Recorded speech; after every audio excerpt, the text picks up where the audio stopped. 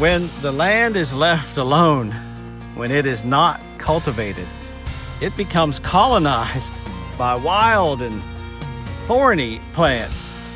Being in a covenant relationship, such as a marriage, or the covenant relationship that God established with Abraham and Isaac, is closely tied to the idea of the blessings and abundance of the Garden of Eden. Fruitfulness comes from the process of tending or cultivating the covenant garden or relationship, rather than letting it grow wild with thorns. Isaac and Rebekah inherited the blessings of Abraham and Sarah. They had twin sons. The son who was born first was supposed to inherit the blessings from them. But the son that received the blessings is the one that actually believed that the promises given to Abraham were worth his attention.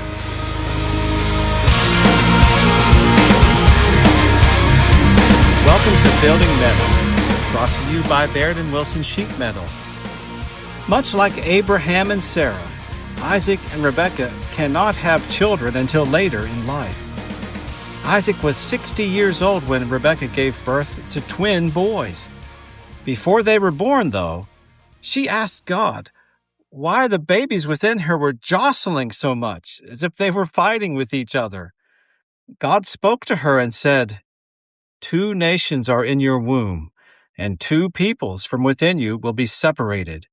One people will be stronger than the other, and the older will serve the younger." The first son to be born was hairy and red. He was so hairy that it was like he was wearing a fur coat, which is why he was named Esau, which is a word associated with being hairy or rough.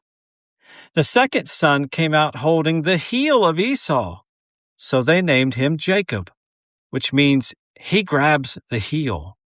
This was a Hebrew idiom. A heel catcher was an expression used for someone who trips you up by deceiving you. The boys grew into men, and though they were twins, they were entirely different personalities.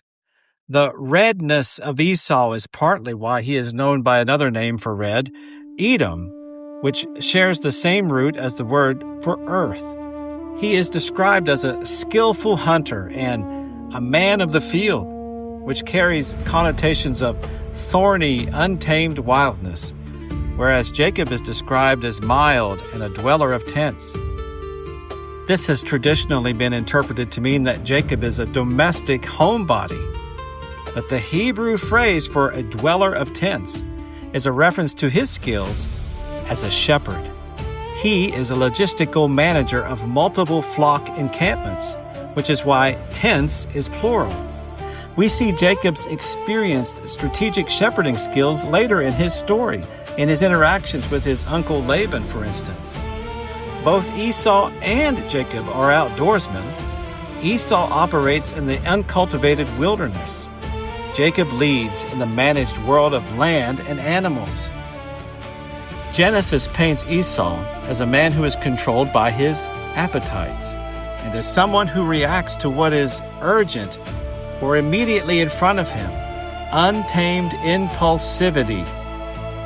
Jacob is strategic, patiently planning his responses, cultivated stewardship.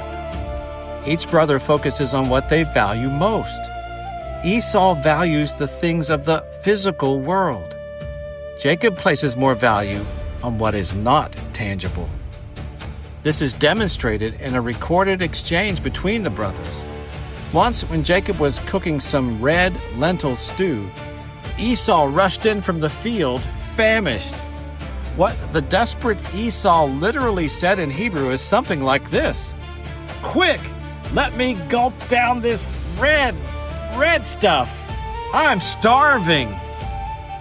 Jacob replied, "First, sell me your birthright."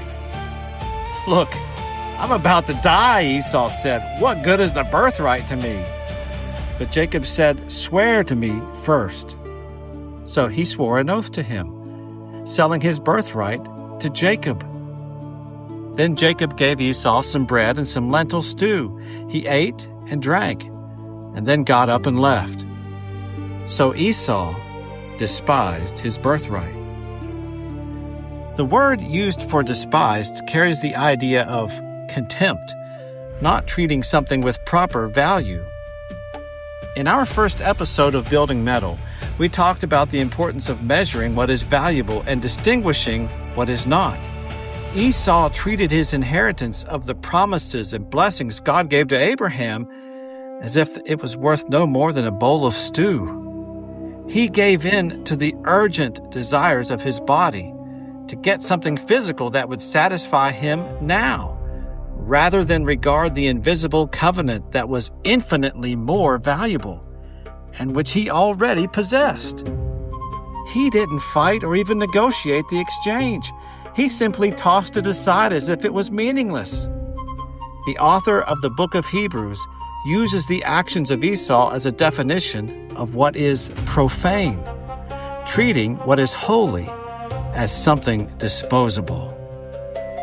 Centuries later, the prophet Malachi writes, "Was not Esau Jacob's brother, declares the Lord?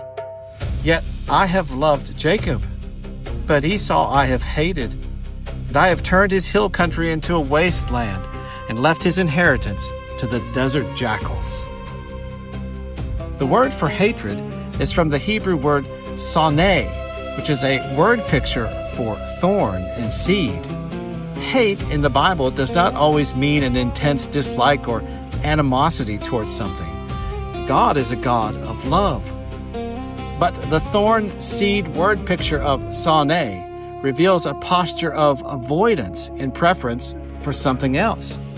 Just as the thorns of an uncultivated field are avoided in favor of the tended, fruitful field, so God prefers the heel-catcher's son who values the covenant of Abraham enough to take advantage of a thorny brother who shows no care for it at all. Because Esau avoided the blessings of God in preference for a bowl of stew, God avoids him, which turns the hill country of Esau's descendants into a thorny wasteland, an inheritance of desert jackals. And so, what God told Rebekah before the twins were born came true. It would be the younger son, the deceitful Jacob, whose descendants will be as numerous as the stars of the sky. Here are some tools to take with you. Number 1, all the relationships in your life that do not freely receive your attention will eventually take it from you. Number 2, it is better to plan than to be ruled by the urgent. And number 3, your most valuable possession is your faith in the love and goodness of God. We'll be back again soon with more tools from Building Metal.